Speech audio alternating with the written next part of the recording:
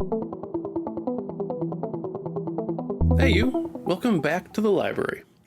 Of all the variant subsets the PlayStation can throw at the gamer, none of them have the following that the Fighter's Edge series does.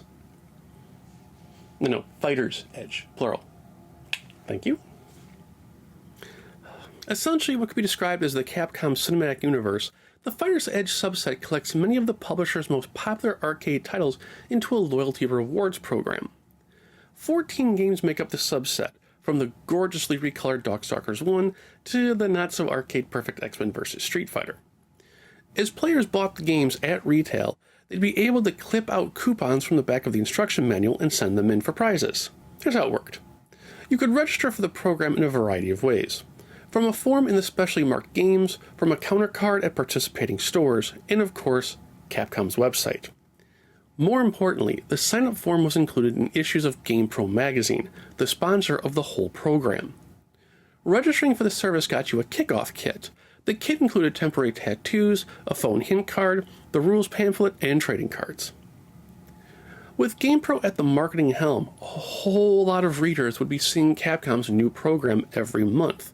Advertisements for Marvel Superheroes vs. Street Fighter and rival schools used two-page spreads with the form as part of the design to entice gamers to sign up. According to All Business, the program at one point reached 75,000 members. Babbage's, which is now GameStop, even helped the program along. Having been there for all of this, I have to say I was totally disappointed in the prizes. Not because of what they were, but how they were tagged. Instead of using the awesome Capcom artwork of their characters, the only thing plastered on any of the prizes was the Fighter's Edge logo. This is a shame, since there were really some great things in there like shirts, a bicycle, water bottles, shirts, and more. You could even redeem for more Capcom games. Speaking of games, covering the spectrum from 2D to 3D, old school to new school, and mainstream to the niche, this series put a giant spotlight on Capcom's most prestigious fighting games.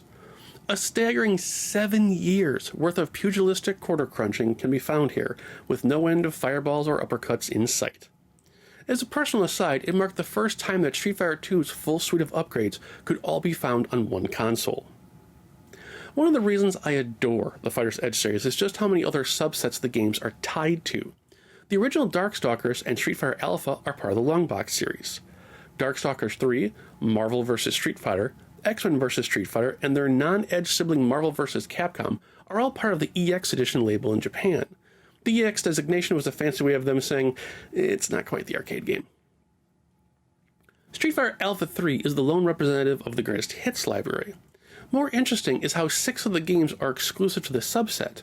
Darkstalkers 3, Marvel vs. Street Fighter, Pocket Fighter, Rival Schools, Street Fighter Collection 2, and X-Men vs. Street Fighter have no known plain or greatest hits versions. Probably the most interesting aspect of the set as a whole is Capcom USA's view on each game's financial value to the rewards program. Games could come with anywhere between 10 to 20 points. For example, Rival School snags you a cool 20 points. The original Darkstalkers, however, was only worth 10 points. These values were more than likely a combination of the game's overall MSRP and its age, with one minor, goofy observation. The games with the worst ports, specifically the Versus series, or games with a smaller public awareness footprint like Pocket Fighter, had the highest point totals. It's as if Capcom was politely bribing you to buy that inferior version, so you'd be happy with a ball cap and a water bottle and not, say, the better home version of the game.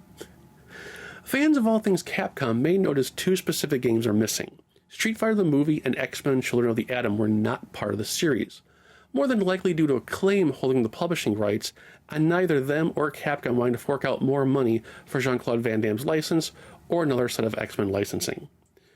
Would have been nice, though. It is also a lost opportunity for Capcom to have finally brought over the import favorite Cyberbots. Such a cool game.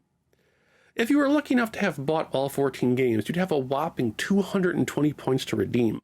While it doesn't sound like much, it really did provide ample shopping choices based on your needs. It was more than enough to snag the bicycle, or you could pile up on collectibles like shirts, beanies, toys, controllers, and more. The program wasn't just limited to Capcom's offerings either. My former employer, Interact Accessories, had several of their controllers, arcade sticks, and even the PlayStation VMM accessory in the catalog. For obvious reasons, the Game Shark was quietly kept off the catalog. With the program's success, it would eventually morph into the Capcom Edge series, with games like Resident Evil 3 now bearing the Capcom Edge wording over the same logo. This branding change allowed all genres to access the program across multiple platforms. As the PlayStation and Dreamcast began their twilight years, the program was quietly closed after a very successful run. In the modern era, the subset has become extremely popular thanks to reasons laid out in this video. Even if you were never going for a full set, the PlayStation Fighter's Edge series is chock full of amazing memories and still provides some killer gameplay today. If you're looking for more information or curious what was in the original catalog, you can click the link in the video description below to head to Game-Rave.com's webpage for the series. I've got all the games laid out, they're linked to their game pages, and you can actually see every single product that was in the catalog along with their points values, including the Interact stuff. Alright guys, that does it for this episode. There were some really good games in the Fighter's Edge series. Let me know what your favorites were in the comments below. Let's get the discussion going, and we'll have at it for this episode. Be safe, wear your mask, get vaccinated. I will see you on the other side. Have a good one. Take care.